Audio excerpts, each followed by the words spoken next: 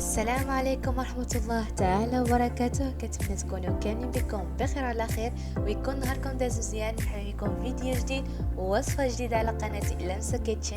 كنتمنى تدعموني بلايك او سبسكرايب وما تنسوش تضغطوا على الجرس باش يوصلكم اي جديد. وبالنسبة للناس اللي باقي ما اشتركت معنا في القناة كنتمنى تضغطوا اشتراك باش القناة ديالنا تزيد تكبر ويشوفوها ناس كتر. فضلا وليس امرا ما نطولش عليكم، نبداو الفيديو. اليوم غادي نشارك معكم اسهل واسرع طريقه لتحضير طبق ديال الدجاج في الفرن كيجي لذيذ والشكل ديالو انيق. طريقه اللي سهله وكيتحضر بسرعه. خليكم مع طريقه التحضير.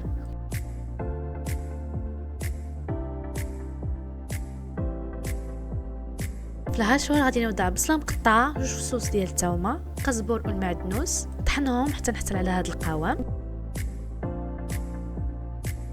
من بعد غادي نضيف التوابل، نص ملعقه من الابزار، الخرقوم، سكينجبير، راس الحانوت، القزبر يابس، وملعقه من الملح وزيت الزيتون. وغادي نوضع البصله والقزبر المعدنوس اللي طحنت في الهشوار، غادي نضيفهم.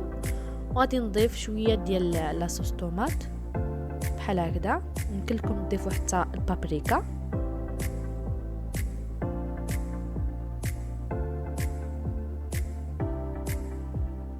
شويه ديال الزعفران، طبعا نسيت ما قلتوش، عفوا. كما كتشوفوا غادي نحاولوا ندخلوا الشرموله في الدجاج ديالنا بحال هكا بهذه الطريقه هذه. غادي نخليو شويه ديك الشرموله تدخل فيه على الاقل 1 ساعه حتى 2 ساعات. من بعد غادي نوضعهم في اللاطه ديال الفرن بحال هكذا. وغادي نضيف 2 بصلات مقطعين، غادي نضيفهم للشرموله اللي بقات. غادي نخلطها مع ديك الشرموله وغادي نضيفها مع الدجاج. غادي نوضعها في اللاطه بحال هكذا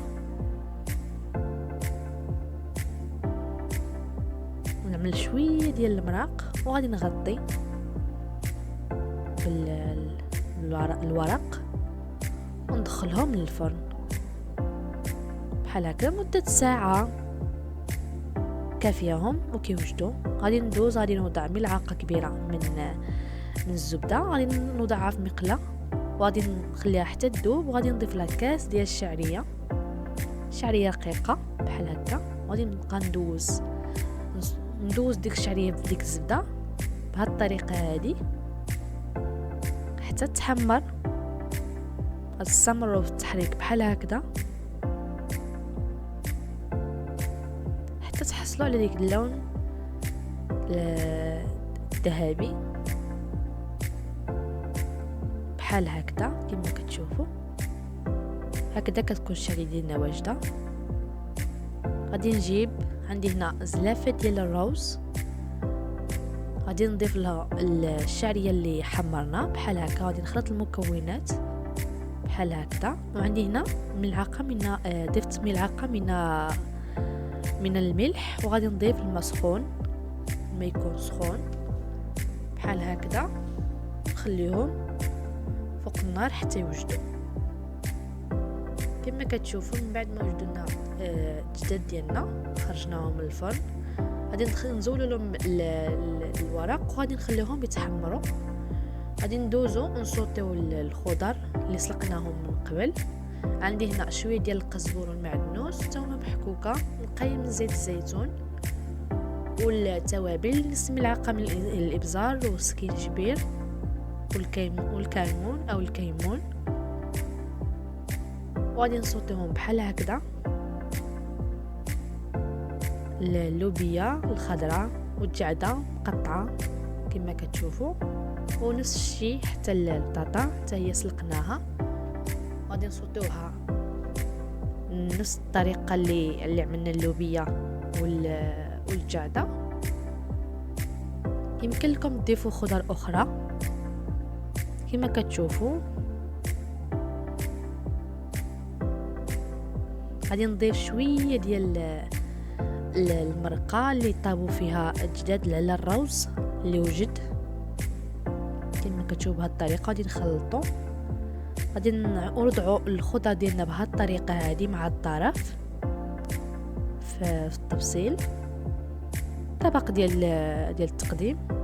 غادي نوضع الروز في الوسط، الروز والشعريه بحال هكذا، وغادي نضيف من فوق الدجاج ديالنا بحال هكذا، وغادي نزينوه بطوماط سوريز والزيتون. يمكن لكم تزينوه بالطريقه اللي بغيتو، انا زينته بهذه الطريقه هذه. وهكذا كيكون الطبق ديالنا واجد، كيجي رائع لا في الشكل ولا في المذاق، مذاقه كيجي ولا اروع. بالتالي باش تقدموه في الولائم او في العزومات، خصوصا انه سهل في التحضير ومكونات اللي بسيطه، كيجي جداد كيشهي، متبل بنكهه مغربيه اصيله وعنده منظر راقي. كنتمنى يكون عجبكم الفيديو. ما تنساوش تخليوا لي الراي ديالكم في الكومنتير وتضغطوا لايك، وبالصحه والراحه.